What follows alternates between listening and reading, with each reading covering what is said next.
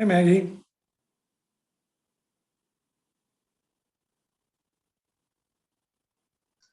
There I am now. I see you I'm now. good. Did you have a nice weekend? I did. Good. I was able to not work for a little bit. Well, my grandson fell out of a bunk bed and broke his wrist, Oh, no. but I wasn't there. I told him he needed to change his story to something a little better than that. You know, if he got chased by a bear or a tiger or something. Somehow falling out of a bunk bed is not a good story. Well, hopefully it's okay. Yeah, he's fine. That's good.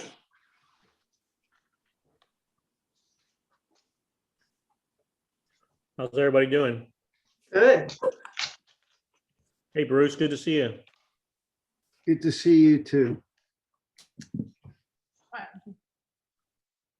Hold on, see if it worked. It's not fun to open your water bill or your PG&E bill. Holy cow. Can you hear me? We hear you. Good.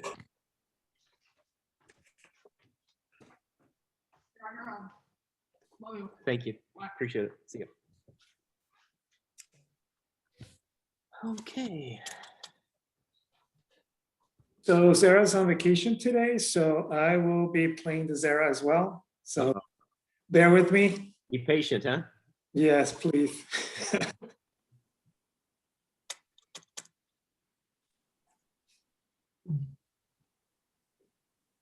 Is Jeff coming today? As far as I know, he is. Yeah, okay.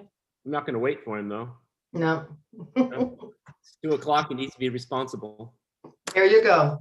Okay. All right, everybody. Shall we begin the meeting? Here comes Jeff. There he is. There you are, right on time, Mr. Cundy. He looks puzzled. Yeah. I didn't get the sky blue shirt memo from you two guys. Oh, you Yeah, did? really. Oh, well, that's all right. Okay, I'd like to call the meeting to order. Can I have approval on the minutes? Can I have a motion? So moved. So moved. How about a second, Jeff? Second. Okay, all in favor? Already, I made the motion. Maggie beat you. Sorry. Okay. All in favor? Aye. Oppose? Aye. Okay, I believe we have public comment. Bruce? Thanks, Terry. I appreciate it. Welcome. So I know public comment is usually 3 minutes, but my presentation's 4. Hopefully you'll bear with me on that one. Okay. All right, thanks. Well, for those who don't know, my name is Bruce Reisman, and I live at 619 Victor Drive. I'm 1 block north of Elliott Avenue. And I appreciate the time to give this comment and here for any comments afterwards, any questions, and I'd love to see, some sort of follow-up either now or toward the future. So I'm here to ask you to postpone the proposed closing of Elliott Avenue until a more up-to-date traffic study can be done. The residents of our neighborhood are concerned about the planned closing and fear it will negatively impact the quality of life by diverting more traffic through our small streets and making ingress and egress onto Steel Lane and Mendocino Avenue more dangerous and cumbersome. In fact, 2 of the intersections where traffic will be redirected are already considered LOSF and LOSE, the 2 worst possible ratings for an intersection. These same 2 intersections have well above average accident and injury incident rates. Closing Elliott will just make this worse. I've read the circulation study performed by W-Trans in 2019, May of 2019, and I've also spoken with Seraphin about the project. Thank you very much, Seraphin, for the time that you took. I really do appreciate it. It's my understanding that there are 2 main reasons for the proposed closing: safety and to create a more cohesive campus. To address safety first, there have been 0, I repeat, 0 incidents on Elliott in the past 5 years. So therefore, I would suggest that closing Elliott to through traffic is really not a safety concern. However, let's address other options for a moment. Speed bumps, stop signs, and sidewalk fencing are options that are not discussed in the study, yet they're all viable ways to increase safety by slowing traffic and controlling pedestrian flow. If the main driver is to create a more cohesive campus, then the question needs to be asked, is adding this small sliver to the campus more valuable than the quality of life for the residents of the 200 or so homes who live in this lovely, quiet neighborhood? I would respectfully suggest the answer is no. If you simply believe the W-Trans report on the surface, you might feel the answer is yes. However, this report was completed in 2019, in May of 2019. This was before Jeff Cundy Hall was completed, before the 100,000 square foot STEM building broke ground, and before the proposed student housing project has even started. It's impossible to determine the change in traffic flow and traffic density these major projects will create. Our little neighborhood may be terribly impacted. We think it will, and you may well think it will not. We're not asking that you get, what we're asking is that you not guess with our future and just wait a little longer and find out first. Please remember that while each student will spend 2 or 3, maybe 3 years on this campus, some of us, like me, plan to live here for the rest of our lives. This is my final home and this is my neighborhood. We also understand that the planned closing is considered a temporary pilot project, that if approved, will become permanent a year after. That will still be before the new STEM building and student housing are open to student use. So in summary, Elliott Avenue is important ingress and egress for the residents of the neighborhood, and we ask you to please reconsider your timing. We ask you to do your due diligence by waiting until you know the effects of all the new and wonderful construction taking place on the northern end of campus before final studies and final decisions are made. Thank you. Thank you, Bruce. Thank you, Bruce. Okay, Dr. Chong, I'd like to turn the meeting over to you. Thank you. And we will be responding to you, Bruce. I appreciate, we value you as a neighbor, as a business leader, and please know that. And I'll be working with Seraphin and others to address your concerns. Okay? Thank you very much. And just know I am, for anybody who doesn't, I'm a big supporter of the JC. I've been a member of several of the advisory committees, and I'm still right now on the advisory committee for the culinary department. And so support of the JC I'm there for. I'm just asking for proper due diligence and timing. Okay, thank you. Fair enough. Thank you. So, yeah, I mean, the end of the year occurred finally. We had a carmencement, it's called, not a commencement. We had a carmencement of over 200 cars show up for getting their diplomas. I want to appreciate Trustee Fishman, also President Battenfeld, Vice President Martinez, and Clerk Caroline Benuelos for all showing up and helping with the conferring of degrees. Students really appreciated it. It was very heartwarming, and it was great just to see people after such a long time. We are taking a very much needed break, and summer school will start around June 15th. It'll be primarily remote, except for those essential courses like at Public Safety Training Center and the lab courses, which of course will be live, and all of our medical classes, allied health classes at Race will also be live during the summer. And the plan for the fall is that we have up to about a third of our classes have been approved to go back live in the spring. And that may even change as things loosen up. You may have seen that the county for some reason has been stuck on orange.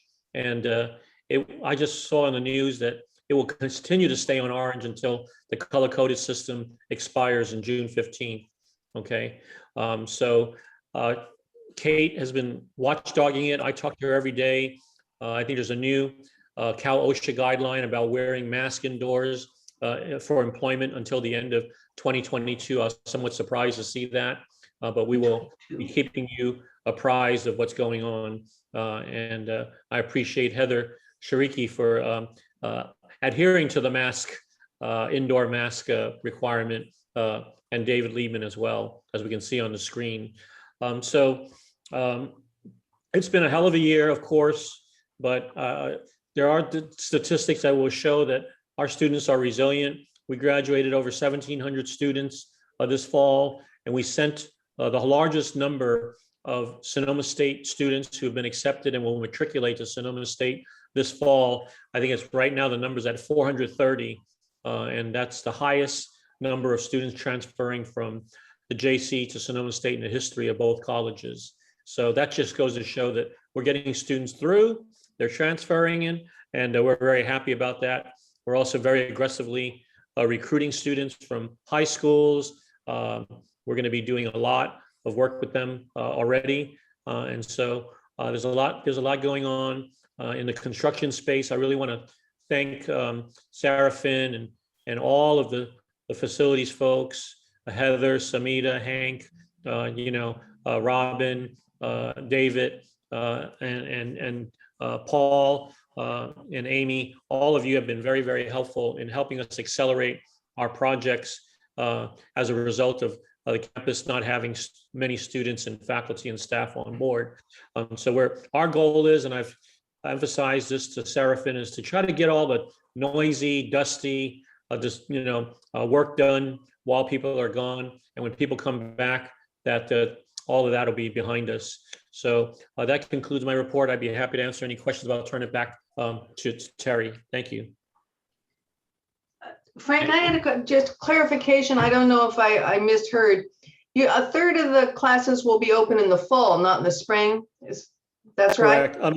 In the fall, yeah. In the fall. And the Yeah. second thing was the CDC said masks till the end of 2022? That's maybe until 2022. Oh, until 2022. Okay, all right. Thank you. I didn't hear right. Yeah, no, I don't think I said it right, but Okay. but you'll get more information as you read the papers. And I don't know, Kate, do Right. you have anything to add to what you just said? Yeah, okay. Okay. Any other questions for Frank? Thank you, Frank. Seraphin, I'm going to turn it over to you. Thank you. Good afternoon, everyone. As Dr. Chung mentioned, we have had a very busy construction year. And now as the summer begins for us, we are getting ready, getting the campus ready for a fall opening. So we are quickly rushing to clean up as much of the roadways, the open walking pathways, and trying to tidy up all of our construction projects within those construction fences. So that's going to be the work that we have cut up for ourselves for this summer. We have made a lot of progress, and it's one of the silver linings of the closure and the pandemic that we've been able to accomplish quite a bit of work. So with that, we'll proceed with today's updates. From purchasing, we have a couple of projects that are out to bid right now, both for the Schoen Farm greenhouse. The installation of the building is to bid today. That will open today. And then the actual building, which is a modular building, that is out to bid. And those bids are due on the 14th of this month. We have one bid that opened last month on the 26th for the Bertolini Student Health Services tenant improvement. We had 4 bidders, with Kevin Mack Construction being the low bidder at $609,000. So this will, we are recommending for you to approve this at next week's agenda. As you can see, the budget was at 480. So we're starting to see the effect of the most current increase in prices for construction materials affect our projects. We are anticipating that this will be in effect for at least the short future, but we're definitely keeping an eye on all of our projects. But the increase in prices is definitely affecting the cost of our projects. One project was awarded from last month. That contract was awarded by purchasing to Gecko Inc. for the Lunabis mechanical improvements. And purchasing is currently getting a couple of bids ready to go out this week or next. And that's the new foundation building at 707 Elliott, as well as the third phase of Busman Hall, which includes the upgrades at the IT department area. And that's a good segue for Kevin Snyder for the IT update. Seraphin, that was a great segue. That wasn't a good segue. That was a fantastic segue. Just a quick update.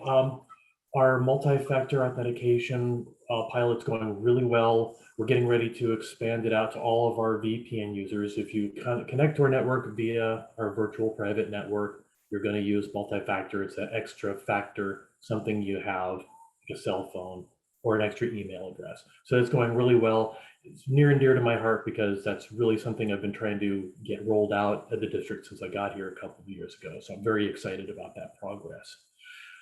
We are still finalizing some work to get the new data center fire suppression and HVAC systems in. I saw that David is on the call. David identified an issue we've been having trying to get everything set up correctly so that we can make our final moves. And it's going to be fixed in a couple of weeks. So David, shout out to getting that taken care of and looking forward to getting that finalized, which leads me to the next bullet point that we're continuing to move our servers from the old side of the data center to the newest side of the data center. That's proceeding apace, and we're making great progress on that. And eventually we'll be able to have everything cleared out of the old area. We're getting final quotes for the outdoor Wi-Fi project. You can see the graphics here where these are the heat maps for the offices. So we're making good progress on that. And finally, we're ordering 330 all-in-one computers to replenish our old library computers, and that's going to be on next week's consent agenda. And that concludes my report, unless there are any questions. Thank you, Kevin. We'll move on to major updates on our projects, and we'll start at Sean Farm with Paul. Good afternoon, Board, Mr. President. I wanted to go over Sean Farms. There's a project performance stage. We are going over the utilities. We're also, as you see, the picture indicates utilities being installed. Also, we want to talk about the septic tank and the plumbing being installed. The next step will be the electrical. So we're moving forward. The schedule is about 30% complete, and we're moving forward. Thank you.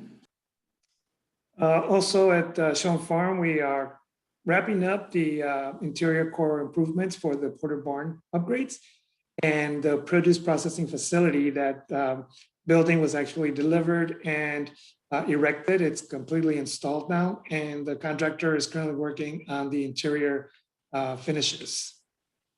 Moving on to Santa Rosa campus, the central plant project, all of the fire sprinkler installation is complete inside of the Quinn Center. The central plant itself, all of the underground plumbing and electrical is complete, and they're wrapping up all of the underground installation of pipe for the geothermal water and the non-potable water along Scholar Way. That should be completed this week. The pad for the central plant building foundation will be the next item for them to work on, and the water tank foundation is complete, and that's what you see on the top right corner of your screen. The Emeritus Circle Improvement Project is complete. At next week's board meeting, we have one final change order for you to approve, as well as the notice of completion for the project. Moving on to Heather. Hi, good afternoon, everyone. So you can see the aerial photo. We're making progress at the field, at the baseball field. You can see it's a slightly different color. That's because we've installed the permeable base, and the turf contractor is mobilized this week to start doing some micrograding to prep for the turf placement. The scoreboard posts are also installed, and the bleacher footings are placed. And then you can see here the softball field, all the fence posts and curbs are in, the drainage is in, And the bleacher footings are also installed at the softball field. And over, you can see a little bit of the corner of the soccer field in this photo. We are installing the irrigation main lines and the drainage there, and we'll start fence posts there this week. And then you can see the concrete slab for the field house has been placed, and we'll be erecting steel this month. And then here's a photo of the pool and the pool support building. You can see that the excavation is complete and the plumbing is also actually complete. And they are going to be starting rebar soon at the pool, and we're going to be pouring footings next week for the pool support building. For Towser, we are still waiting for approval from the state. Seraphin and I talked to our consultant with the state, and we are hoping any day now that the state is going to approve the drawings, and then we'll get started. We're about a month behind in the start date for working on construction documents, but we're still looking at this point and submitting to DSA in September. Thank you, Heather, and then move on to Amy. Good afternoon, everyone. The campus-wide security project, all the plans for all 3 campuses have been approved by DSA. The GMP has been approved, and the contractor, the design build contractor, JCI, started mobilizing with the Windsor campus actually today, and they will go on June 8th, starting at the Petaluma campus. The Santa Rosa campus is a bit behind. They'll begin that in September. All the equipment has been ordered, and we are starting on the programming and software upgrades. And I'm still holding on the current projection for the completion of the Santa Rosa campus is May 2022. And I have scheduled for both Windsor and Petaluma campuses to be done by the end of this September 2021.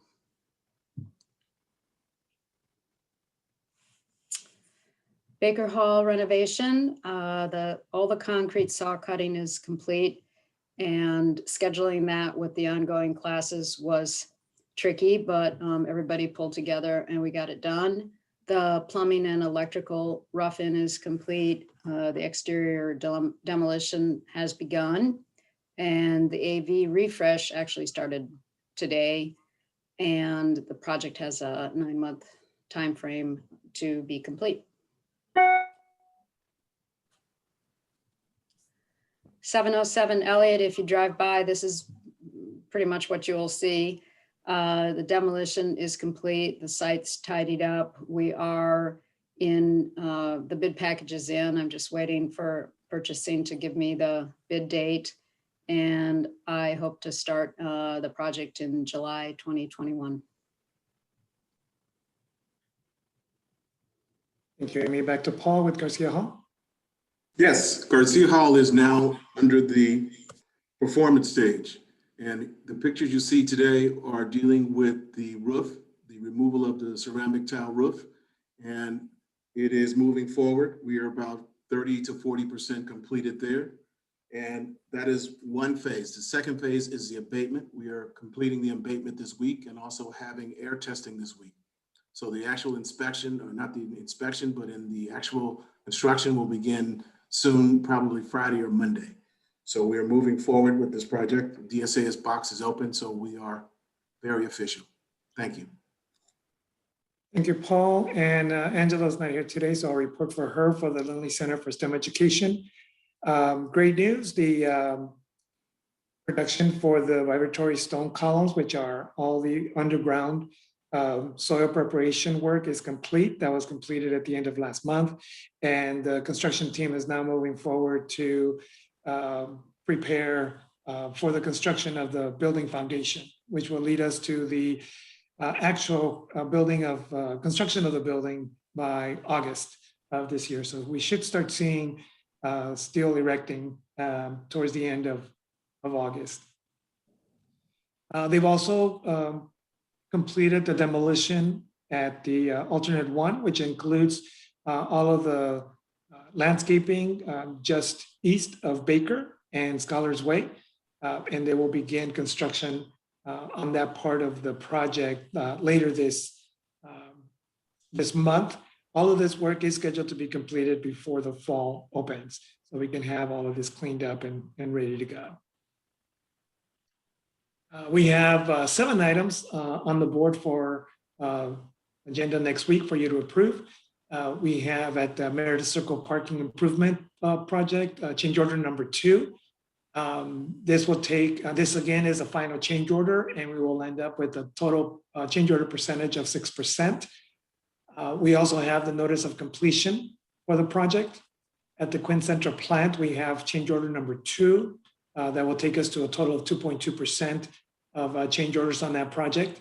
For the microgrid project, there is equipment purchase for $190,000. And then we have the low bid for Kevin Mack for the Berlin Student Health Services Tenant Improvement Project. And we do have one small amendment for the architect for Lindley Center for STEM education. And then change order number 1 for the Show and Farm Ag Classroom Project.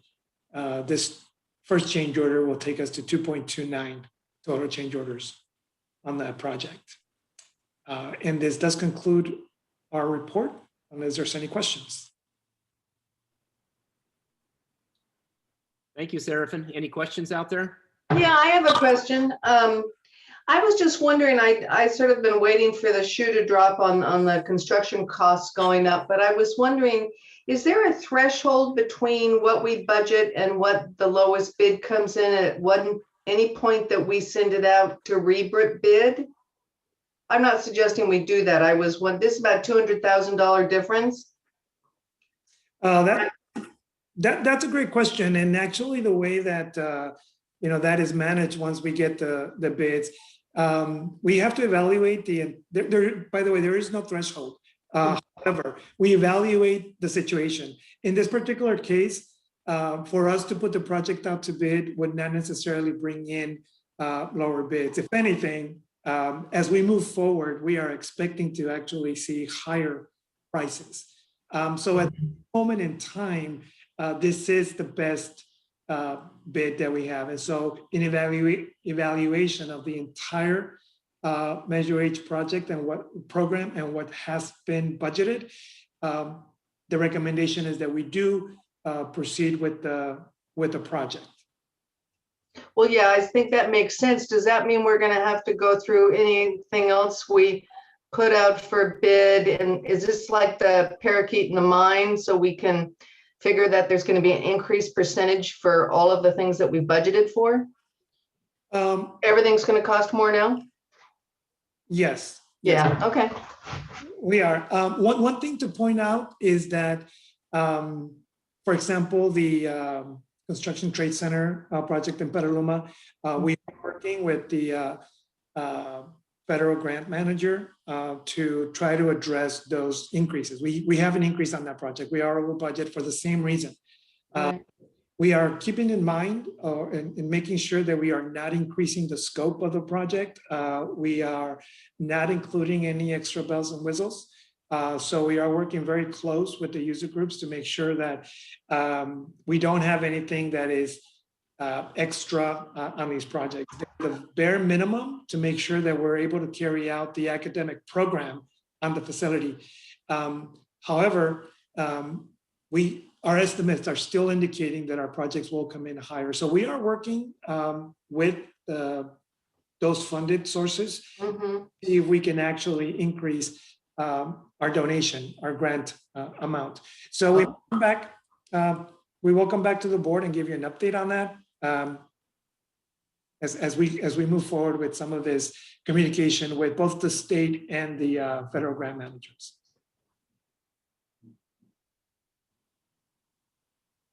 Okay, thank you. I have to ask, is my camera fuzzy just to me, or is it fuzzy to everybody else? You look a little fuzzy. Everybody else. Huh. Okay, thank you. Any other questions? I'm good. Good job, everybody. I think that concludes our meeting if we don't have any further questions, okay? Good job, Terry. Thank you, everybody. Have a great summer. Everyone. Take Thank care. you. See you soon. Thanks. Bye now.